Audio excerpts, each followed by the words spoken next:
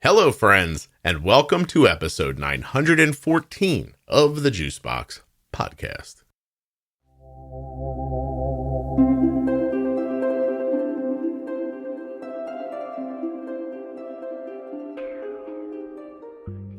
Hey, Jenny's here today, and we're going to be talking about diabetes myths. Am I saying that right? You know what I need? I need some synonyms for myths. Because every time I say it, I feel like I'm butchering it. Let's see. I know what a myth is. I don't need an example of myth. Myth synonyms. Folk tales, stories, legends, tales, fables, sagas, allegory, parable, tradition, lore, folklore, mythos. How come I can say mythos but not myth? Wait, I said myth. Haha. Jenny's here. We're going to talk about myth. Myth. Damn it. While you're listening today, please remember I can't say myths. And also that nothing you hear on the Juicebox Podcast should be considered advice, medical or otherwise. Always consult a physician before making any changes to your healthcare plan or becoming bold with insulin. Quick, right? 35% off your entire order at CozyEarth.com with the offer code Juicebox at checkout. 10% off your first month of therapy at BetterHelp.com/Juicebox. 5 free travel packs and a free year's supply of vitamin D with your first order at athleticgreens.com/Juicebox. This episode of the Juicebox Podcast is sponsored by the Dexcom G7 Continuous Glucose Monitoring System. Dexcom.com/Juicebox. You want to wear the Dexcom that Arden's wearing? You're going to have to get the G7 because she just switched. And I almost cursed. It's really great. The podcast is also sponsored today by Omnipod. Omnipod.com/Juicebox. You want the Omnipod DASH or you want the Omnipod 5? It's completely up to you. Both can be accomplished at Omnipod.com/Juicebox. You want to gear up like Arden? You want the Dexcom and you want the Omnipod.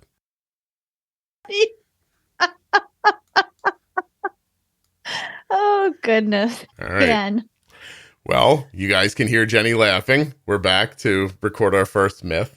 Yes. Are you in the topic that we're going to do today? Reasons why you got diabetes?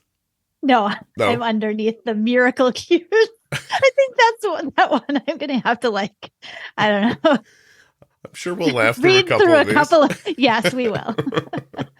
All right. Anyway. Okay, so I'm going to scroll to reasons why you got diabetes on the master list. All right, so first one says, obviously I caused it in my kid because I fed her too much sugar. Yeah. You can't cause type 1 diabetes by feeding people too much sugar. Right? No. Right. So, 100% incorrect. Yeah. Type 1 is an autoimmune disease, and that's not how that works. So where's the confusion? The confusion is that people believe, well, first of all, that diabetes is the word they know. And then when they hear diabetes, they think about, I think most people think about older people in their life. I think it comes from, honestly, the larger amount of the population knowing, and I say knowing in air quotes here, more about type 2 diabetes, right? And as we've talked before about the differences, type 2 diabetes does have lifestyle component to it and to diagnosis. Mm-hmm. It does. But I think people don't realize the very large difference in terms of why you could have type 1 versus having type 2. And so it all, with just the broad term of diabetes, it all gets lumped together. And so, people will say, well, they just wouldn't feed them all that sugar, or, if your kid wasn't eating this for lunch every day, or, I've heard from a number of parents who have actually been told by some of the school personnel, well, if you wouldn't put that in their lunchbox every day, maybe their numbers would look better. Really? Really? Come on. This is caused by eating too much sugar. We have loaded our son with sugary snacks and drinks, and that's why he has diabetes. The unhealthy diet. Now, here, my uncle said 5 minutes ago while watching television A Dr. Pepper commercial came on, and he said, "Dr. Pepper, that stuff will give you diabetes." So this is where I think it comes from, right? Because I mean, listen, forget Dr. Pepper, soda. It's not good for you. No, No, it's just not. So, no. And health issues, if you drank enough soda, you would have health issues. Yes. Yeah.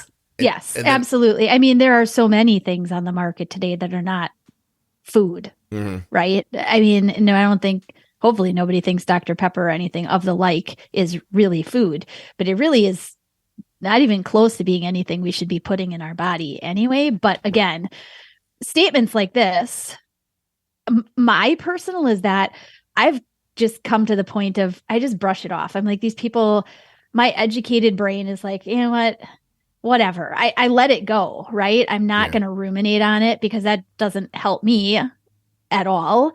If I could have 5 minutes with them, I would teach them why that statement is wrong. And it's not funny to many people. Yeah. But some people really get very offended, honestly, by a statement like this. That stuff will give you diabetes, or, you know, the comedic types of jokes about diabetes. And again, personality wise, I don't take them in as a personal attack against me. Mm-hmm. I take it as, you're a dumb person who just doesn't understand even what you're trying to be funny about. So I'm going to let it fly. Whatever. When this would get said to me about Arden when she was younger, I was always amused that the people who were saying it were not exactly long distance runners. You know what I mean? Oh, yes. Yes. They weren't at the pinnacle of health and performance either. Right. Have you looked in the mirror this morning? Maybe, you know, she's got diabetes, but maybe you might want to skip it too for other reasons. You don't look well. This here is heartbreaking. My own mother saying to me, this is a quote, "You got diabetes because you ate so many sweets as a child," which I don't know how that person didn't respond. Well, who was in charge of that? Like, what an odd thing to say to me right now. You know, like that was you, like not me. Like I didn't have any money. I'd be like, oh my God, that wouldn't have gone well if somebody would have said that to me. No. I would have been like, I didn't have money. You bought that stuff. Agreed. Yeah, that's heartbreaking. And then, I mean, look, you could deep dive into the psychology of it. Like, maybe what the mom's really saying is, I let you down. I feel like I let you down. Could be. You know? And this is the way that it came out. Yes. Yeah. People don't do a good job of communicating. When my 18-month-old was diagnosed in DKA, and someone asked me how that happened when he was so young, did he eat a lot of sugar? So now this is the part. This is why it's so upsetting. Your kid's 18 months old and in DKA. I don't understand why people think this is the time to say, hey, do you think you did something wrong? Like it would be like if I came up on a car accident and you were pinned in the car and the back of the car was on fire. And I looked in the window and I was like, hey, were you driving too fast? Like, right. Did you not use your brakes? Did you not see what was happening in front of you? Yeah. This is your fault. Like, can you help me out of the car, please? like, you know, like, it's just that's the psychology part that throws me off. Do you know what I mean? And this is the part that I wish, you know, as people with diabetes who are the majority listeners to your podcast, they will listen, they will think about this, and they'll say, yeah. You know, who I really wish this could go to. I wish this could be just a podcast for the general public's information about when to keep your mouth closed. Yeah. Honestly, like, if you don't know what you're talking about, please. I mean, what is it? Zip it, lock it, put it in your pocket is like what my kindergartner has learned, right? If you have nothing right to say, or you're not supposed to be talking, close your mouth. Right. And I wish this could go to the general public and just be broadcast as a commercial. Like, if you don't know, don't comment. Well, maybe people should just, if they get this comment, you can just airdrop them a link to this episode. There you go. Here, I'll tell you what, like, I've now skipped past so many statements that say the same thing, but this one catches my eye. My type 1 daughter being asked if she ate too much sugar. and that's what caused your type 1. Like, that's the thing. Like, now I'm trying to think, like, you think this thing. Why would you say it to a kid? I mean, right. I don't understand why you would say it to her mom. I really don't understand why you would say it to the kid. Well, one other place, and maybe this comes up in these comments, but another comment I've heard from many parents along the line of the sugar piece is, well, your kid is eating sugar. Like they say all the time. I guarantee they're not eating it all the time, but right. It's very likely they catch the child eating sugar when their blood sugar is lower, right? And they then sort of come back with the statement of, well, it would be better if they just didn't eat so much sugar, or it was caused because of that sugar you're giving. And on the back end, as the parent, you're thinking, well, again, I could give you a whole education session on why she's probably eating sugar right now if you would actually sit down and listen. Yeah, here's the other side of it too. I grew up, I'm older than you. I'm older than most of you. I'm so old. But I grew up in the 70s. And in my refrigerator was a large plastic 1-gallon container. They still make them today. And, you turn the top and you can pour out of it. That container was always full of some sort of juice. Now I'm making air quotes with juice because it was most assuredly not juice. We used to get this big container of a powdered substance, and you'd put like 15 scoops of it in there, little warm water to melt it, little cold water, and then I don't even know what it was, but I'm pretty sure it was sugar or chemicals. And I don't even use plastic containers in my house. I won't even put I'm pretty sure it was both of those. Yes, things. It's chemicals and sugar, and it was ruminating in plastic. And I don't have diabetes, type 1 or type 2. We used to eat at Kentucky Fried Chicken all the time because it was close to our house. My mom did not know the first thing about nutrition. I clearly am not lean because of my upbringing, but that's not my point. My point is I don't have type 1 diabetes and I don't have type 2 diabetes. And if the amount of sugar an 18-month-old could have consumed could put them into DKA, then I would have 43 times that amount of diabetes right now. Correct. Yeah. And absolutely. And here's the interesting thing. I'm talking a little out of school here. Because I don't remember the test, but I recently went to the doctor and had like a complete physical, and this lady runs blood work so much that I had to pay for some of it out of my pocket. Like, you know what I mean? Like she's testing things that your insurance company's like, we don't need to know that. And she's like, I need to know what his B12 is. Yeah. Like stuff like that. She said to me, I forget what the test was, but she said, I can say to you with a fair amount of certainty, you're never going to develop type 2 diabetes. And that's interesting. And I was like, why? I'm going to find out about what that was. Yes. And she pointed to a marker and she said, look, I can't say for sure. She goes, but this number here tells me you're very unlikely to get type 2. And I was like, okay, thank you. I didn't ask. We were talking about a lot of stuff and I didn't remember to ask. I'm going to email her and ask her. But my point is, I'd be curious. What it was. I don't have type 1 yet. I don't know that I will or I won't, but again, the antibodies is still something very misunderstood about diabetes type 1, for certain. Correct. And even type 2, like I just don't seem to be predisposed to it, so it just, that sucks when everything else gets caught in the way. Also, I just made a decision about this episode. After we record this, I'm going to send a file of it before I edit it together to Erica. I'm going to let her listen to it. And then we're going to talk about the psychology of why people might say stuff like this to people. That would be really interesting. From the mental standpoint. Yes. It just hit me here. Let's see. This woman says, this person, by the way, I just assume these are moms and I could be wrong. That my type 1 causes diabetes because of diet. I had to choose to ignore this talk because I was going to throw some hands and I'm not cut out for jail, it says. So that's pretty funny. Yeah. Candy, the week of my daughter's diagnosis, we went to a scout meeting And at the meeting, the troop leader said to me, "Oh, wow, I didn't know she had such a sweet tooth. She's so skinny." Yeah. Yeah. Okay. Again, your child has diabetes because behind the scenes, I didn't realize it, but your kid was clearly like eating the whole bag of sugar. The whole thing had to have been. Oh, here's one. Right. You're a terrible parent because your child got diabetes. Oh, that's so sad. Yeah. Again, zip your lip. I'm sorry. Really, like, control your comments. This one's from a deep thinker, probably a scientist. I fed my child mac and cheese, and that's why they have diabetes. That statement came from a family member.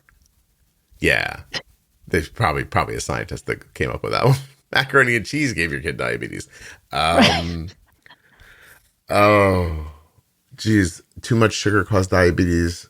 I'm 26. I got diagnosed at 15. Apparently, I'm too young, not fat enough, or my parents fed me crap. So that's that's 10 years of people saying that to her. Yeah, absolutely. Yeah. Jeez. We moved to Canada from Europe, and my son was diagnosed here 4 months ago. Very often I heard, "Oh, this is because of our Western diet," from considerably intelligent people. They don't know that we're from Canada. And we're not from Canada. No, we're not from Canada, and our diet is Mediterranean, and we don't buy prepared food at all.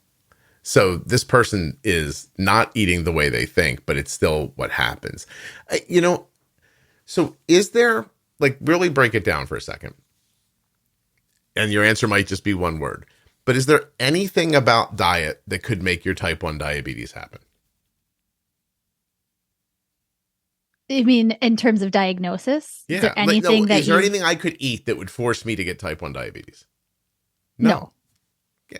Okay. I mean, I didn't. Not that I say that with the side note of no, because again, if we really knew the true 1-point cause of type 1 diabetes, there would be a cure for it. Yeah. Right? So, I mean, diet in and of itself has not, of all of the, I don't necessarily say that they're myths, all of the hypotheses about where type 1 diabetes comes from and why someone may have it versus another one may not within even the same family. Mm-hmm. There's so many unknowns about that you can't necessarily say no to food, but food, I don't believe by any means, especially just the simple thing of sugar, right? Is definitely not, oh, you have diabetes because you ate all that sugar. Right. Wrong. I'd like to point out that I don't think you should eat a lot of sugar. Right, correct. Yeah. We are not advocating for downing sugar, right? Yeah, I'm not saying that we should go back to the Country Time lemonade and the punch that we used to get as kids. And oh my God, popsicles, Jenny, during the summer, like your refrigerator just full of just sugar water. Did you have they were called little jugs. Oh, sure. They looked like little barrels. Mm-hmm. They were plastic, like whitish, right? And then you had an aluminum rip top. Oh, yeah. Did you ever try one as an adult? Oh, they're horrid. Yeah. I tried one as an adult, and I was like, what the oh my God. Like, it makes your brain goes. I didn't even like them as a kid. No, I didn't like the flavor of them. I liked Kool-Aid, mm-hmm. but I did not like those. They were just, they were not favored. Yeah. But that's a cost thing for us back then. Yes. They were I know this is probably hard for people to imagine, but you could get a flat of them for $2. Yes. It was nothingness, you know, and so your parents bought stuff like that because it was cheap, and nobody, trust me. If you went back in a time machine and got my mom in 1976 and said, "Hey, this lemonade is bad for you," my mom would go, lemons grow on trees. Yes, absolutely. And that would have been the absolute end of it. My 5-year-old has diabetes because she's overweight. Oh, but you're so young and look so healthy. Yeah. Love to hear that a couple times.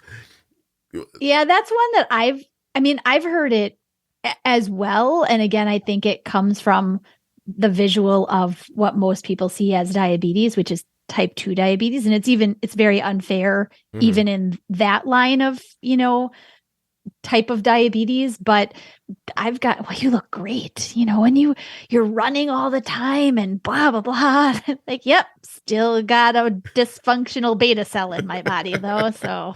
And he's like, I have other autoimmune issues too, I can tell you about. But right. But it is, listen, from an uneducated perspective, it's hard to ignore. You do not look like a person who has something quote unquote wrong with them. Like you don't. And I know that if I didn't have a kid with type 1 and you said to me, I don't know, here's 3 people, tell me which one of them has an illness. And it was me, you, and I don't know, Bill Clinton. I wouldn't pick you. So, Thank you. That's a good thing. Yeah. Yay. I'd be like, I think it's Bill, and then it's me after Bill, but that lady is definitely just thrown in here to confuse everything, And so, I get where it comes from. I don't understand why you would say it if you don't know. Boy, people really just think they know. Well, and the thing is, you said something that made me think that you said the uneducated. Many of these statements don't come from uneducated people. Yeah. They are uneducated in terms of one particular thing, in specifically diabetes. So the thing that always keeps me focused on not getting upset when this stuff happens is that there are maybe a billion things you could ask me about that I don't understand. And absolutely. If you pressed me and I made a guess, I'm sure my guess might very well be wrong. The thing I don't have that these people have is I have no compunction to walk up to a person and go, hey, you want me to tell you what's... That's the part right. that's the unplay. Here though, I want to go this one. This is I'm guessing from a widowed person because it says, stress caused my type 1. If that were true, then every widowed person would have type 1. But caused is the word there. I saw this the other day. People love, it's still very popular to say I have diabetes because I got COVID. And then they'll say COVID caused my type 1 diabetes. But COVID didn't give you type 1. COVID set off an autoimmune response that ended in type 1. Correct. And not for everybody does that, obviously. Just like this statement, it's every widowed person would have type 1. Well, every single person that had COVID or every single person that had the flu and a really nasty fever. Any of those, if you know anything about the research being done in type 1 diabetes, there's a lot of viral research going on about why does one person, this virus causes a reaction that shouldn't happen the way that it does. Right?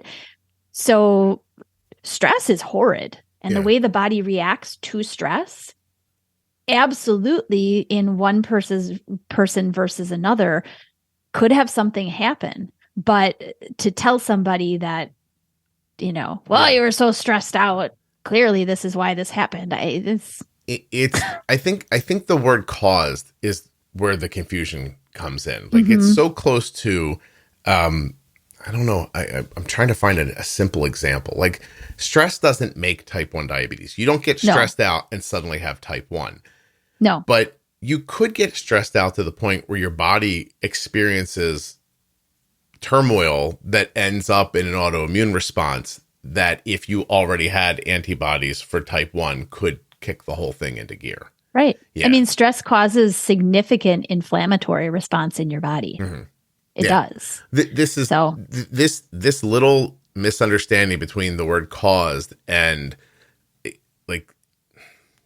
my daughter had hand, foot, and mouth disease, which is called Coxsackie virus, and then she got type 1 diabetes. Coxsackie virus didn't go into a laboratory and make type 1 and shove it into my daughter's body.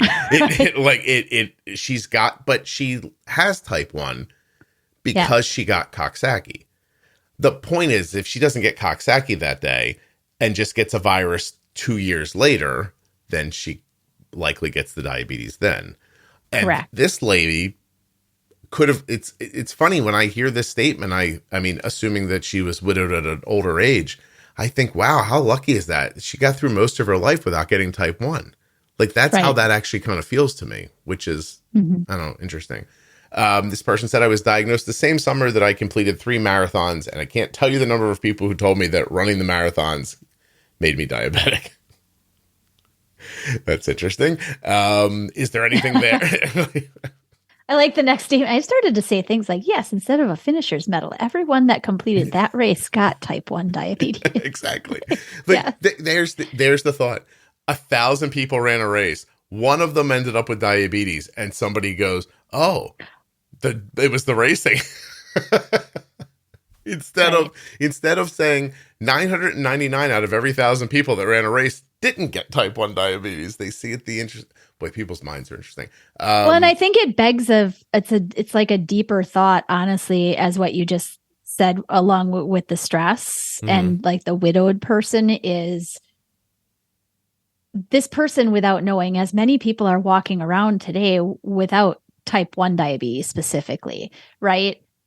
Nobody just randomly goes to the doctor and is like, yep, I want to make sure that I'm not carrying around these antibodies and whatever, right? These are not tested for factors unless you are doing something like TrialNet or whatnot, because you already know that you have type 1 in the family and you really want to stay on top of it. Right. The majority of the population has no idea if they're walking around with something that could at some point get, I say, turned on.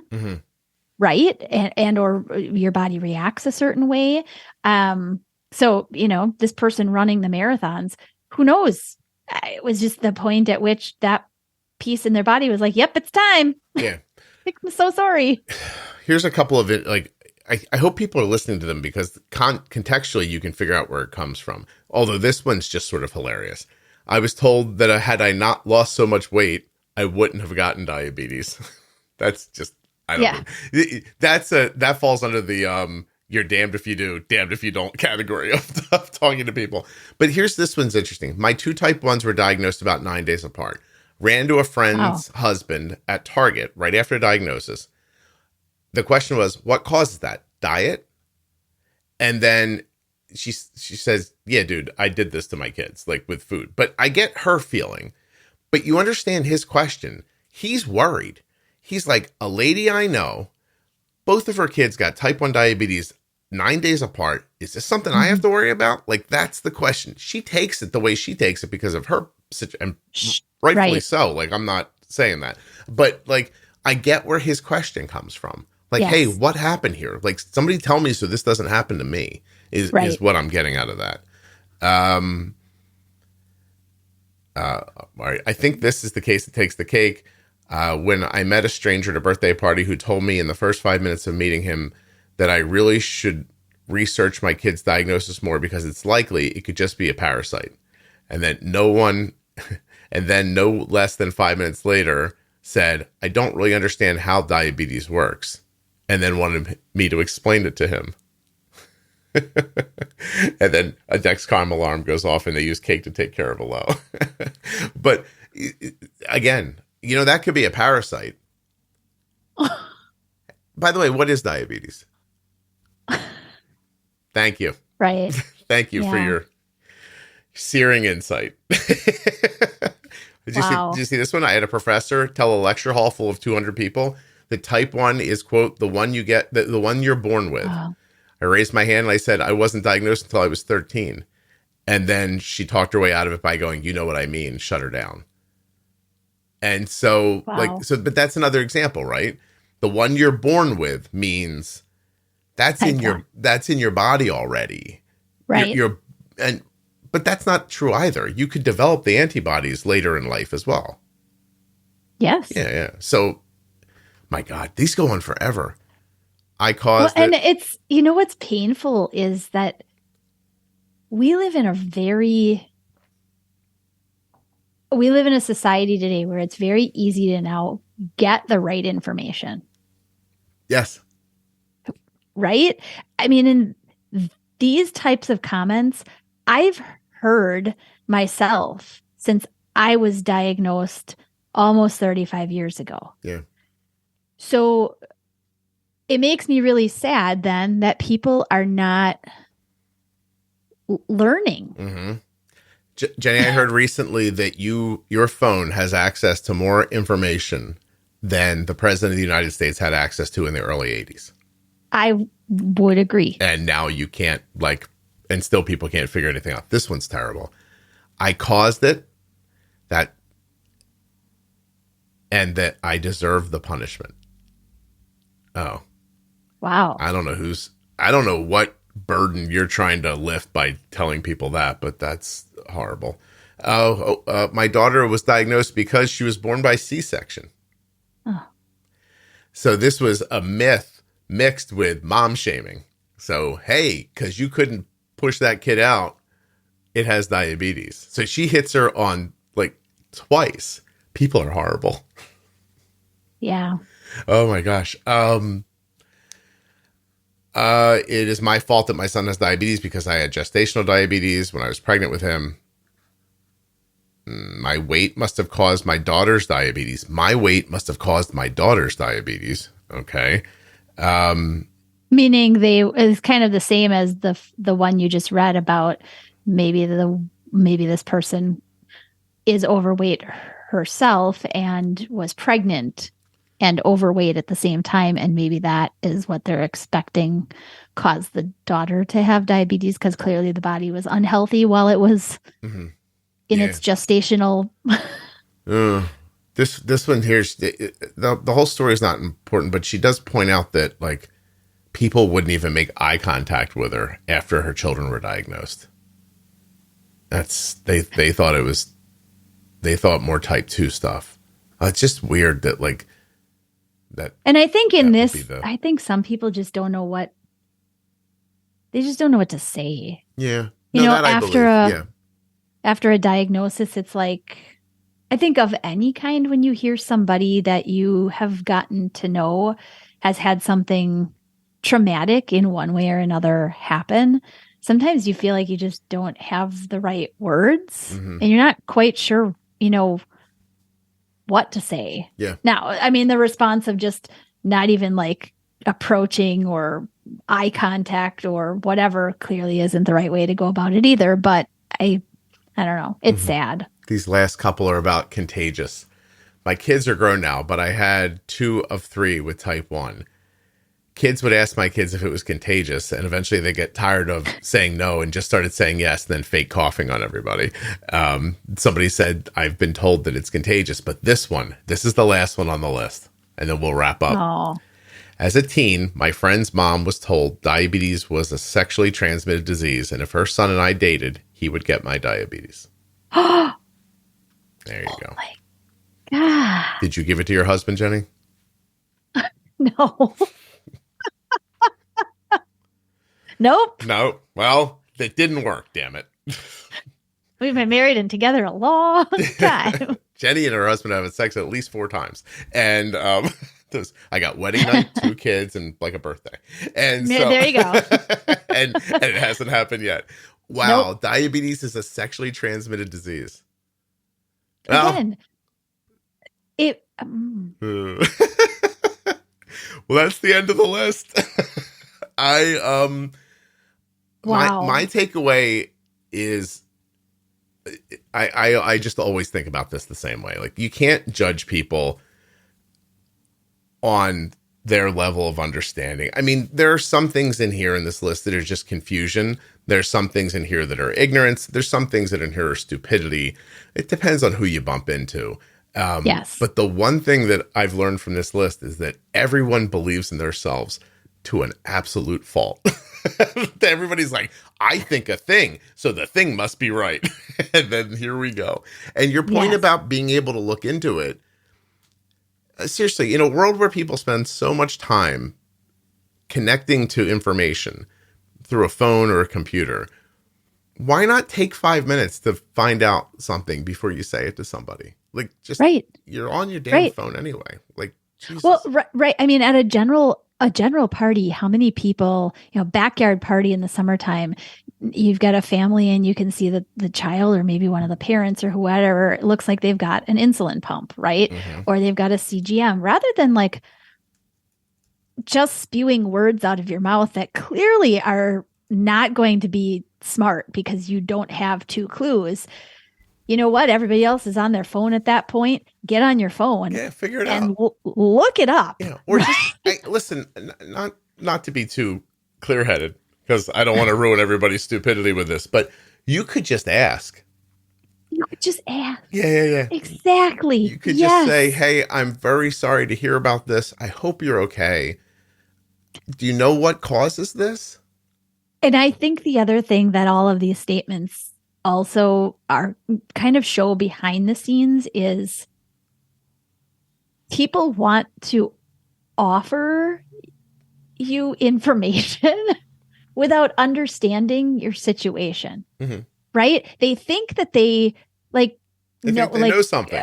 They think they know something. Like, what did you know about this? And I saw this famous person and they're doing this kind of thing. What did you ever think about doing that? No, I haven't, but thank you. I'll get right to it. And so you're saying I just need to diffuse okra water? Okay. I'm on it. Thank you. And something about cow urine, did you say? Cow urine, and I'll get right to it. I honestly, I really am going to I'm just going to grab Erica for 10 minutes. That would be great. And I'm just going to say to her, read these. I don't even need to talk. You just jump on here and tell me what you think, and you guys are going to hear that right after my voice stops. So awesome. Yeah. Thank you so much, Jenny. Thank you.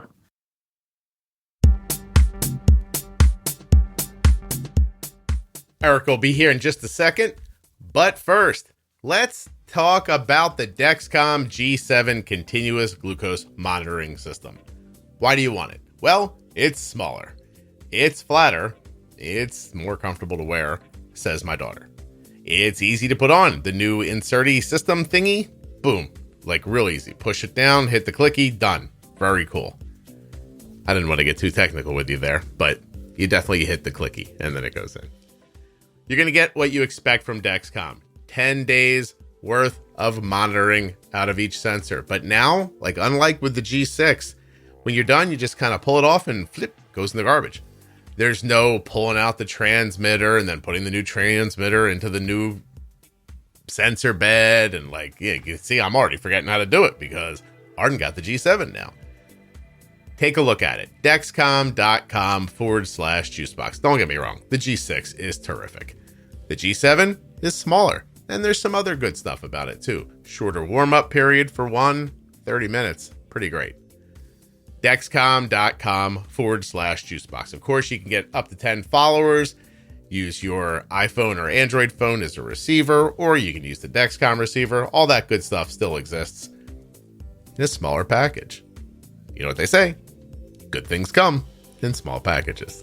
I don't know why they say that, but it is a saying. Speaking of sayings, here's one for you. Get an Omnipod.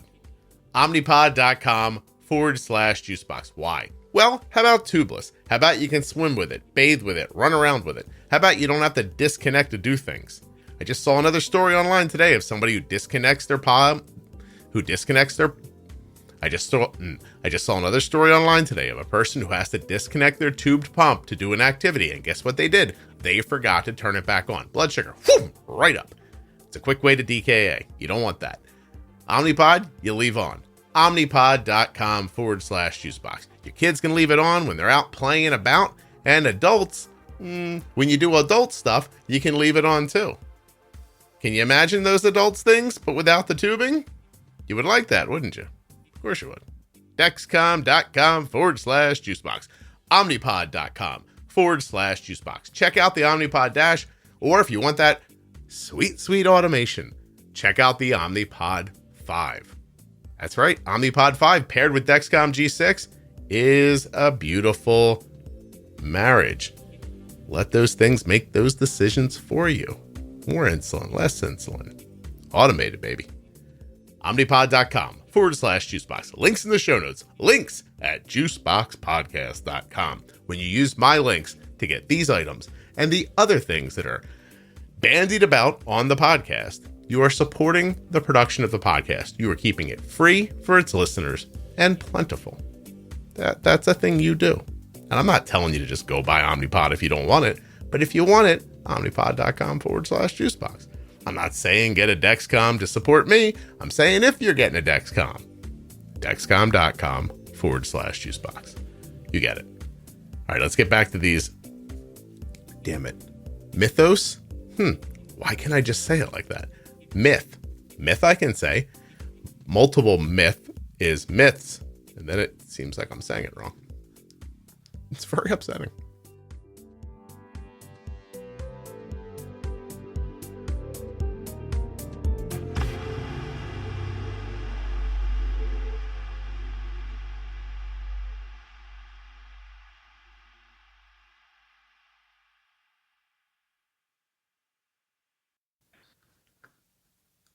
All right. As I promised when I was speaking with Jenny earlier, I harangued Erica into jumping onto this episode too.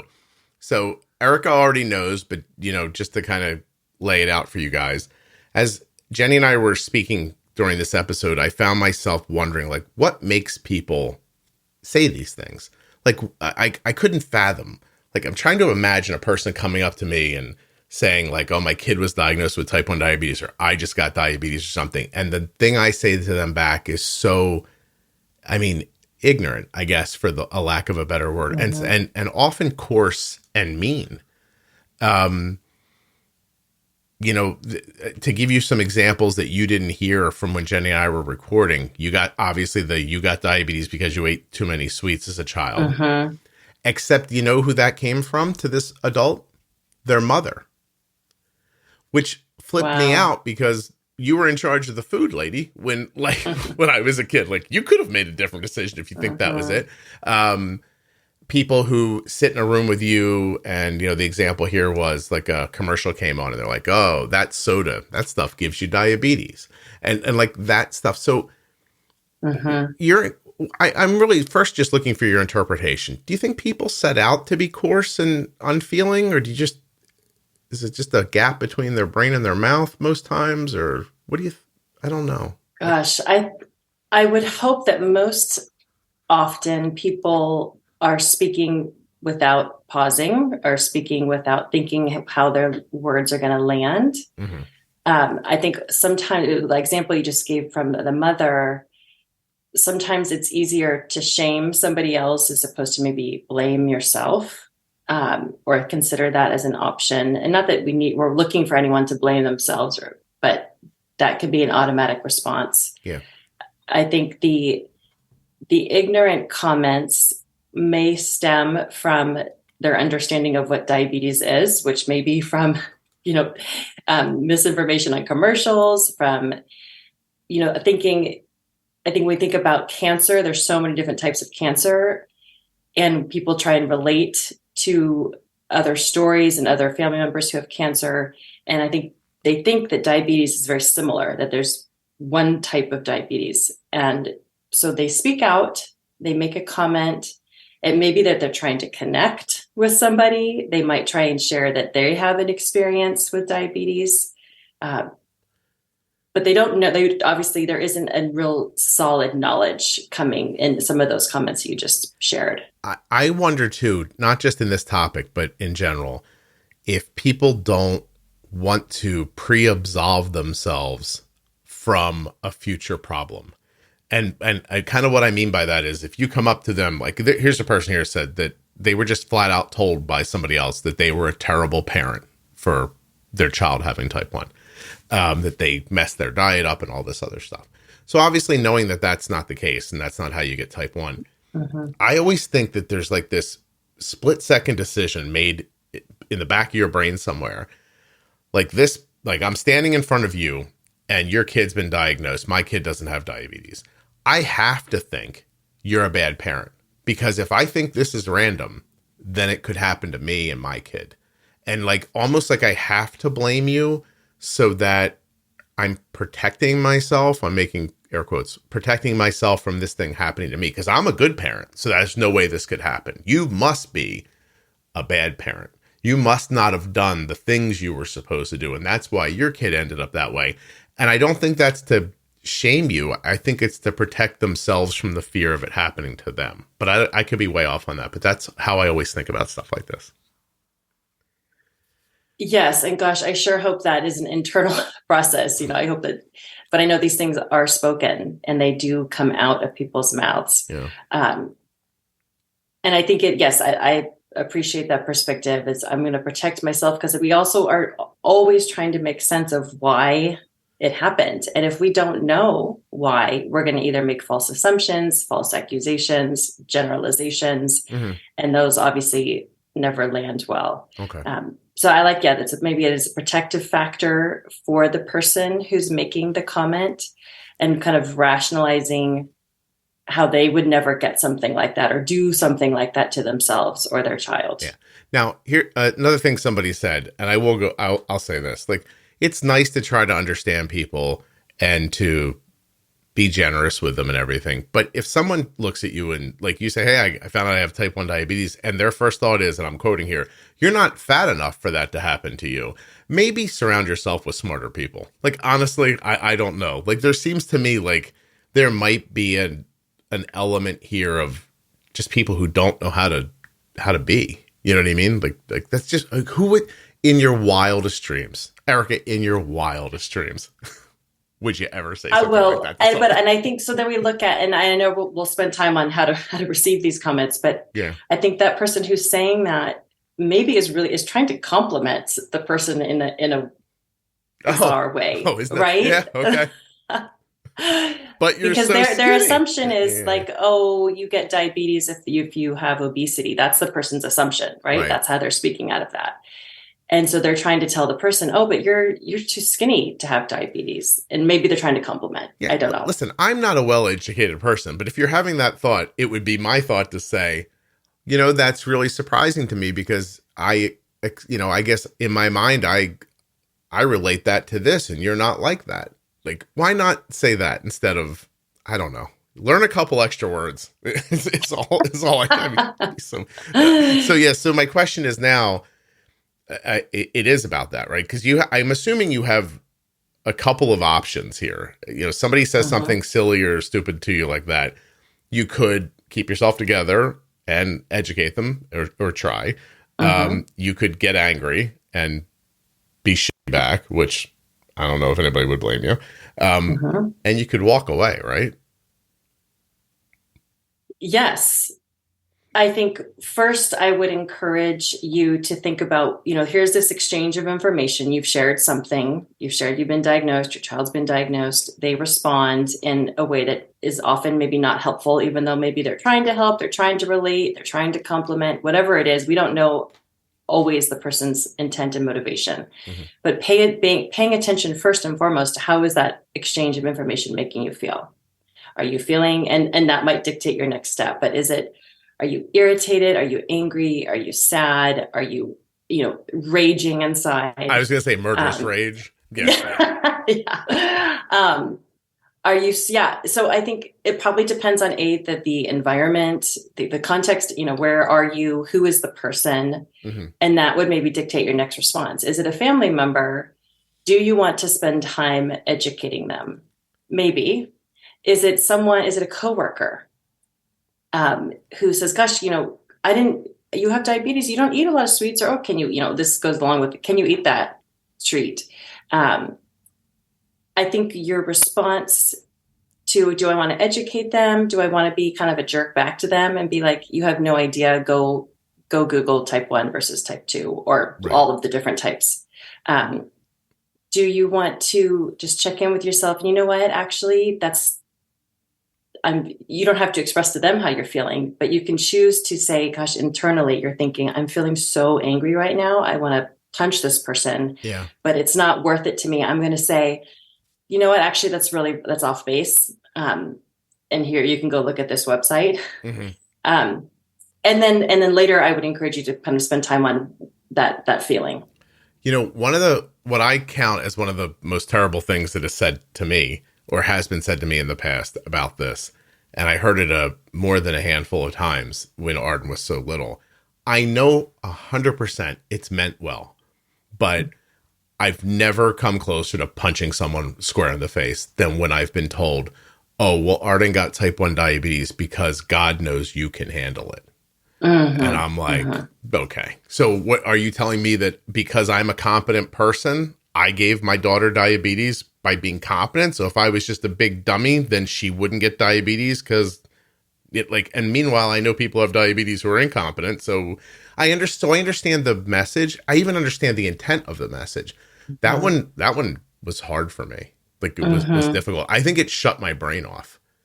Because the only thing I could think to say was, like, you know me fairly well. Like, I would have just eviscerated them if I opened my mouth. So I big eyes and nodding.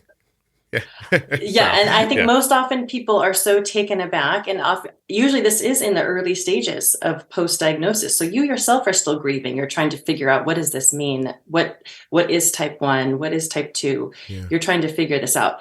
So oftentimes people are deer in headlights and they freeze. It's like, I can't believe you just said that, and I don't know how to respond quite yet. Yeah. And so maybe the best response is to just, what you just did, nod with your eyes wide open. I mean, like I was imagining. Is it worth your time? Yes. I was like, I could have strangled somebody for saying that to me. Like, because that's you can mean whatever you mean. From my perspective, I'm a competent person, therefore your God gave my kid diabetes. Like, I was like, all right. I mean, that doesn't make, like, can you not step out of a thought and break that down for a second and go, well, that's not at all comforting to somebody. But I understand the idea.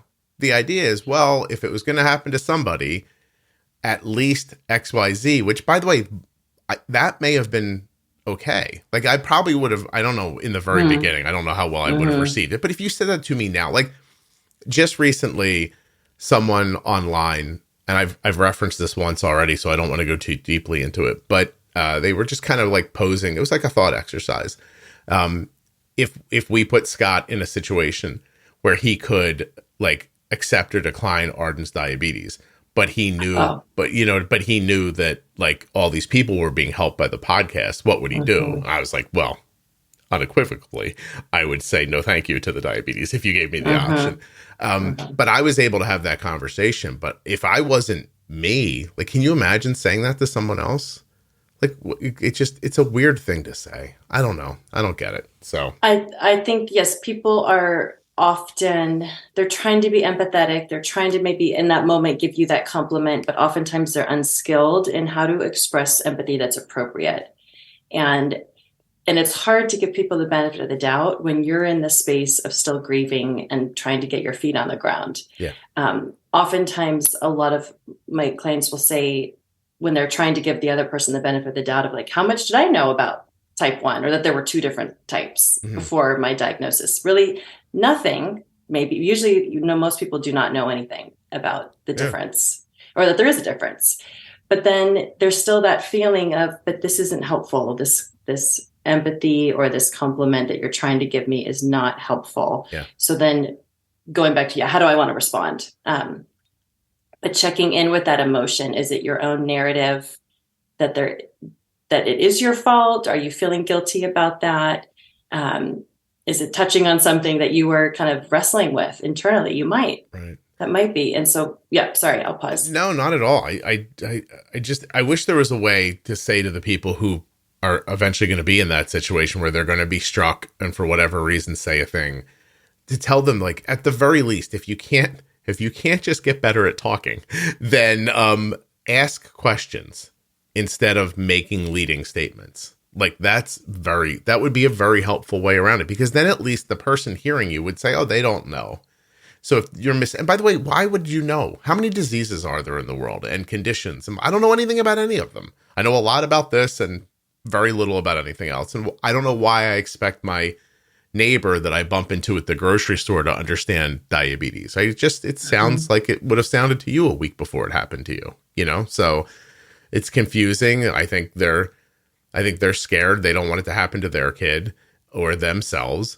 And the unknown is frightening to people. And I think that blaming the other person makes it feel, that is my real take. It makes it feel less likely it's going to happen to you. If you can say, it's the comparison thing.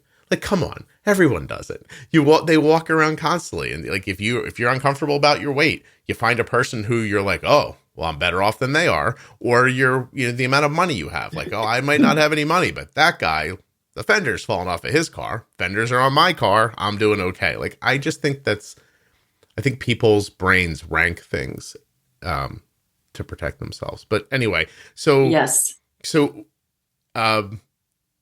if I'm really angry and I want to get out of it, I don't know, like to me, I just go with like smile and wave, like, yeah, thanks. And just get the hell out of there, because I mean, what are you going to do? You also can't put yourself in the position of educating the entire world, because they're not going to remember. They're not going to understand. They don't really care, so.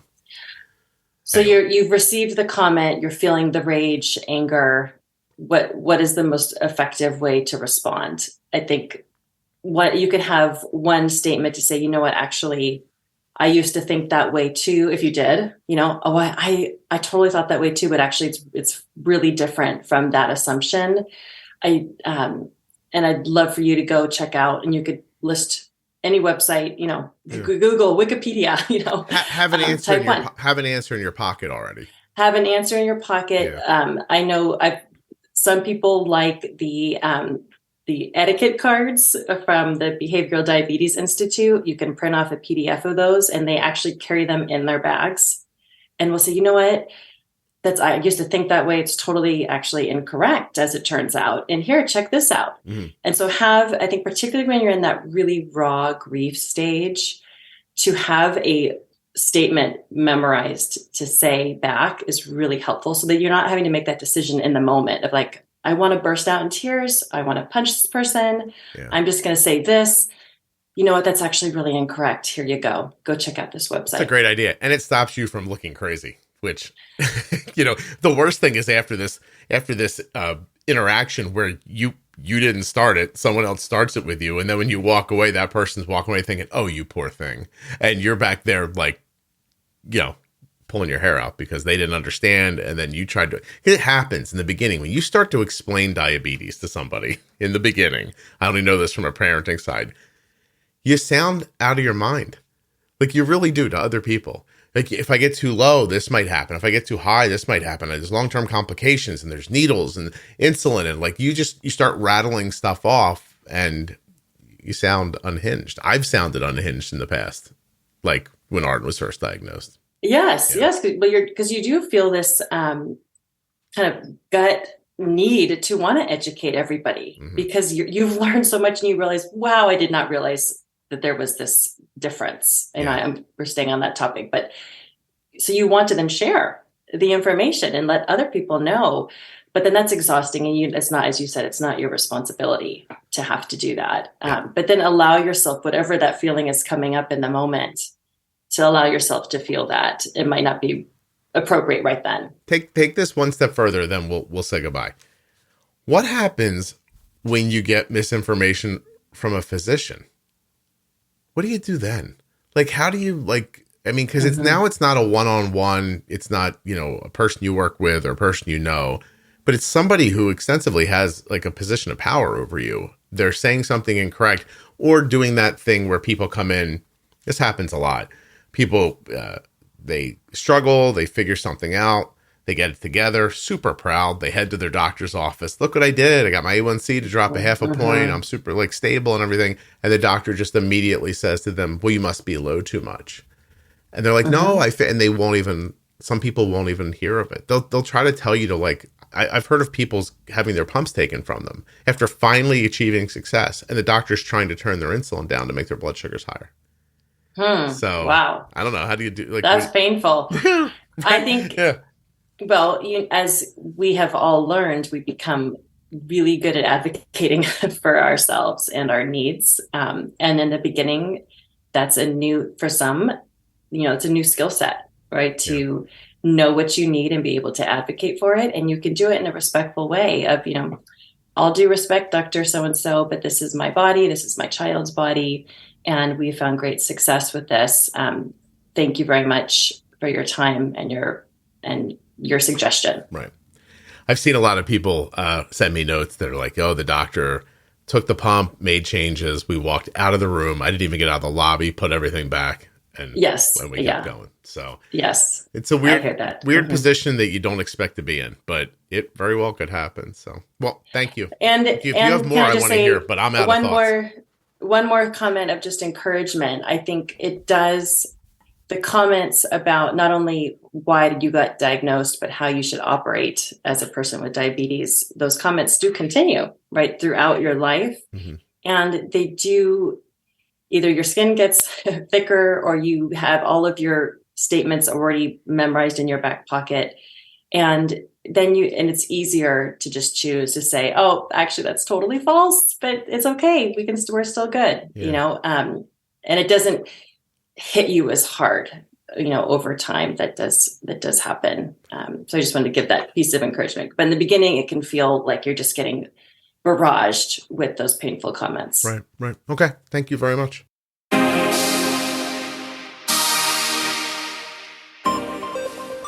We're going to thank Jenny. We're going to thank Erica. We're going to say that Jenny works at integrateddiabetes.com. You can hire her if you want to. You can thank Erica, and you can hire Erica. If you live in a couple of states, you can do the virtual with her. EricaForsyth.com. Go hit her link up and see if it fits for you. If it doesn't, BetterHelp.com/Juicebox. Save 10% on your first month of therapy with my link. And of course, Omnipod, sponsoring this episode. Thank you, Omnipod. Omnipod.com/Juicebox. Go get the Omnipod 5. And Dexcom's here too. Dexcom.com/Juicebox. The new G7 or that G6 right at your fingertips at my link. Dexcom.com/Juicebox. Thank you so much for listening. I'll be back again soon with another episode of the Juicebox Podcast. If you can think of more diabetes misnomers and you want to share them with me on my Facebook group, Juicebox Podcast, Type 1 Diabetes. It's a private group with over 40,000 members. You can be part of it. Find it, log on, make a post, and say, hey, Scott, I forgot about this one. Maybe one day your example will be on the podcast.